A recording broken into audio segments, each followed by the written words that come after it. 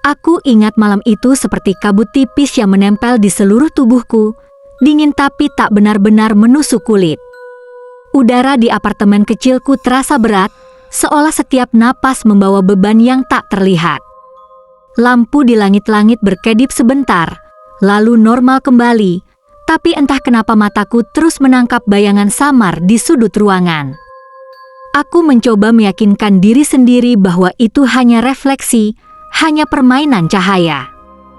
Aku sudah lelah. Terlalu lelah untuk menakut-nakuti diri sendiri. Hidupku, belakangan ini, berjalan seperti rutinitas tanpa napas. Bangun, bekerja, kembali, makan, tidur, lalu mengulang lagi.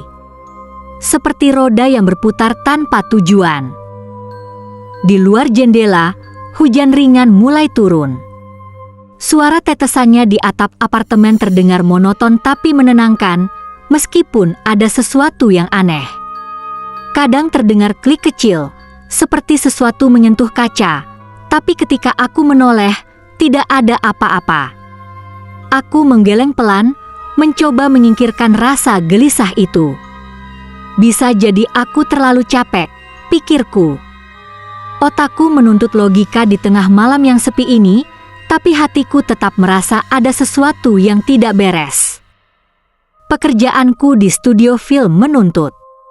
Jadwal yang panjang, orang-orang yang terus menuntut, dan aku selalu berusaha tampil profesional, tersenyum, menyelesaikan semuanya dengan tenang. Tapi semakin aku mencoba menekan rasa lelah dan hampa di dalam diri, semakin aku menyadari bahwa ada ruang kosong yang semakin besar.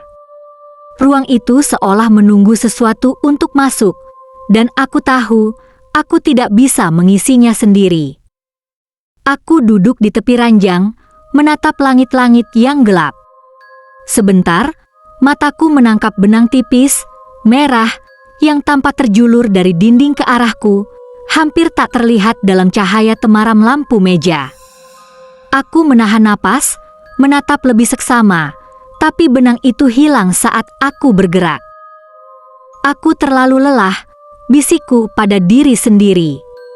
Ini pasti hanya ilusi mata. Tapi bagian dalam diriku, yang sudah lama lelah, merasakan sesuatu yang berbeda. Ada kehadiran. Sesuatu yang memerhatikanku dari sudut yang tak kasat mata. Aku mencoba fokus pada pekerjaan di laptop. Naskah yang harus kubaca, dialog yang harus kuhafal, semuanya menuntut perhatian, tapi pikiran itu terus tersedot ke arah bayangan dan benang merah yang samar. Setiap kali aku menatap kosong ke arah ruangan, seolah ruang itu menyempit sedikit, menekan dadaku. Napasku mulai berat. Aku menarik napas dalam-dalam, mencoba menenangkan diri.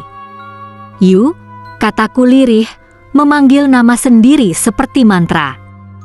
"Ini hanya lelah. Bukan apa-apa. Kamu baik-baik saja." Namun malam itu tidak akan membiarkanku tenang. Sebuah suara halus, seperti bisikan, terdengar di telingaku. Sekali, dua kali, tidak jelas dari mana asalnya. Aku menoleh ke sekeliling, tapi apartemen itu kosong. Hanya aku dan hujan yang menetes di jendela. Napasku mulai cepat, jantung berdetak lebih keras. Aku menelan ludah, mencoba mencari alasan logis. Bisa jadi aku terlalu stres. Bisa jadi aku lapar. Bisa jadi aku hanya takut sendirian. Aku berdiri, berjalan perlahan ke dapur untuk membuat teh hangat. Setiap langkahku terdengar terlalu keras di lantai kayu.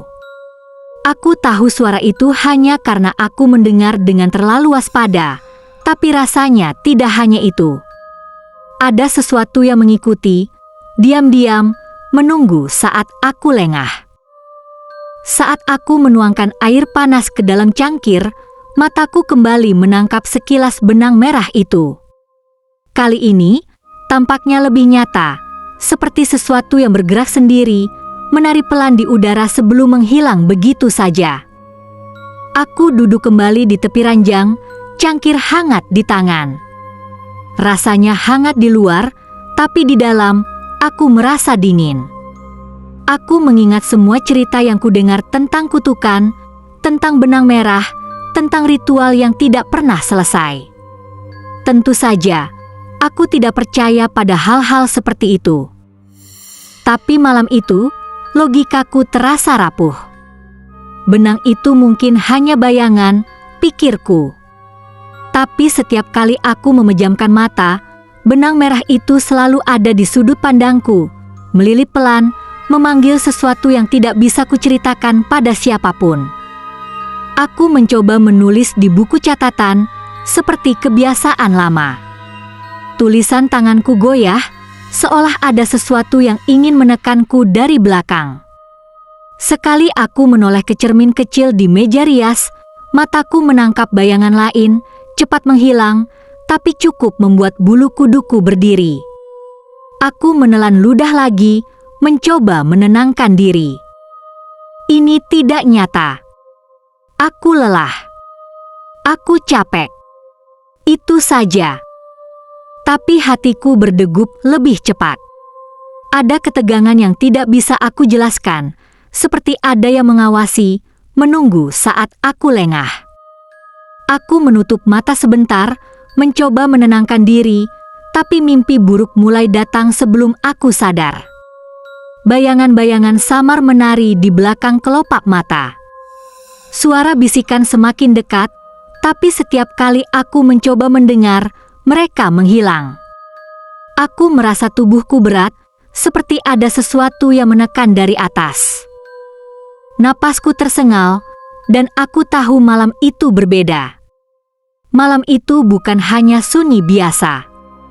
Ada sesuatu yang tidak terlihat, tapi nyata, yang mulai mengikat ruang hidupku dengan cara yang aneh, lambat, dan menakutkan. Ketika aku membuka mata, apartemen terasa lebih sempit. Bayangan di sudut tampak bergerak sedikit, dan aku tahu aku bukan lagi sendirian, meski tak ada siapapun di sana. Aku mencoba meraih ponsel untuk menyalakan lampu, tapi tanganku gemetar. Cahaya redup dari layar ponsel itu membuat bayangan bergerak lebih nyata. Aku merasakan sesuatu yang berbeda, bukan ketakutan biasa, tapi kehadirannya menuntut, yang menahan, yang menatap setiap gerakanku. Aku menelan ludah, memalingkan wajah, mencoba menenangkan diri. Aku lelah. Aku hanya lelah. Aku kembali duduk di tepi ranjang, menatap cangkir teh yang kini mulai dingin.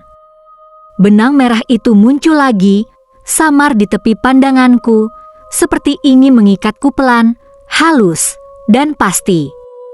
Aku menutup mata, berharap saat membuka lagi semuanya hilang, tapi rasa hampa di dalam dadaku semakin dalam. Ada kesunyian yang bukan hanya ketiadaan suara, tapi sesuatu yang menyedot energi, menyusup ke tulang, membuat seluruh tubuhku lemah. Aku mencoba mengingat hari-hari biasa. Berjalan ke studio, bertemu orang-orang, tersenyum, bekerja keras. Semua itu kini terasa jauh, seakan ada tirai tipis yang memisahkanku dari dunia nyata. Benang merah itu selalu ada, samar tapi nyata, menunggu saat aku lengah. Aku menunduk, meremas tangan sendiri, mencoba tetap sadar. Tapi semakin aku menahan diri, semakin aku merasa hampa. Semua rutinitas, semua pekerjaan, semua tawa di studio terasa tidak berarti. Aku berbaring di ranjang, menatap langit-langit, mencoba menenangkan pikiran. Napasku berat, tubuhku lelah, dan ada suara halus di telinga, seperti bisikan yang tidak bisa kulacak asalnya. Aku menutup mata lagi, berharap itu hanyalah imajinasiku. Tapi hatiku tahu, malam itu berbeda. Ada yang mulai mengambil tempat dalam hidupku, perlahan tapi pasti. Aku merasa tidak punya tenaga untuk melawan.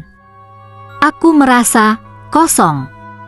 Dan rasa kosong itu mulai terasa menekan, seperti benang halus yang mengikat setiap bagian tubuhku, perlahan tapi pasti.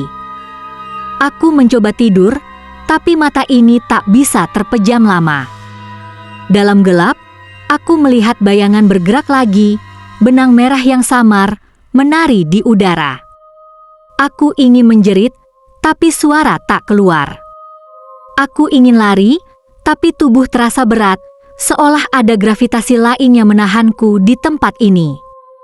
Aku hanya bisa berbaring, diam, dan membiarkan malam itu menyedotku ke dalam sesuatu yang belum bisa kubayangkan sepenuhnya. Aku tahu aku sendirian. Tapi aku juga tahu, aku tidak benar-benar sendiri. Ada yang mengawasi, ada yang menunggu. Dan di balik sunyi yang menekan itu, ada janji yang samar, sesuatu yang akan datang, sesuatu yang tidak bisa kutolak. Tubuhku lelah, pikiranku hampa, dan hatiku mulai merasakan ketidakberdayaan. Benang merah itu, meski tak terlihat jelas, sudah menempel di hidupku, perlahan tapi pasti, menandai awal dari sesuatu yang tidak bisa diubah. Aku memejamkan mata, berharap pagi datang lebih cepat. Tapi malam itu panjang, sunyi, dan dingin. Aku merasakan sesuatu yang berbeda, sesuatu yang tidak bisa kuberitakan, sesuatu yang menunggu aku lengah. Dan di dalam kepala yang kosong ini, aku tahu, malam itu hanyalah awal dari sesuatu yang jauh lebih gelap, jauh lebih dalam, jauh lebih menyakitkan. Sesuatu yang akan mengikatku pada dunia ini, bukan sebagai manusia yang hidup, tapi sebagai korban. Aku tidak tahu berapa lama aku terbaring begitu, mendengar suara hujan, merasakan bayangan, dan melihat benang merah yang samar di sudut mata. Aku hanya tahu, di suatu tempat di malam itu, hidupku mulai berubah. Tidak ada yang bisa memperingatkan, tidak ada yang bisa menolong. Aku hanya bisa merasakan kehampaan itu semakin dalam, menelan setiap harapan kecil yang tersisa. Dan aku tahu, sesuatu akan datang padaku, sesuatu yang tak bisa aku hindari, sesuatu yang akan menuntut lebih dari sekadar hidupku. Malam itu, apartemen terasa asing, kosong, dan menekan. Setiap detik terasa lebih berat. Aku menatap langit-langit gelap, menarik napas panjang, mencoba tetap sadar. Tapi aku tahu, tidak ada yang bisa menyelamatkanku dari perasaan hampa yang mulai menguasai seluruh tubuh. Sunyi itu tidak lagi ramah. Sunyi itu menjadi janji kutukan yang akan menunggu aku lengah, yang akan menjeratku perlahan, tapi pasti. Dan ketika aku akhirnya mencoba tidur, berharap pagi segera tiba, aku merasakan benang merah itu lagi, samar, halus, tapi nyata. Mengikat perlahan, menandai sesuatu yang tidak bisa aku hindari.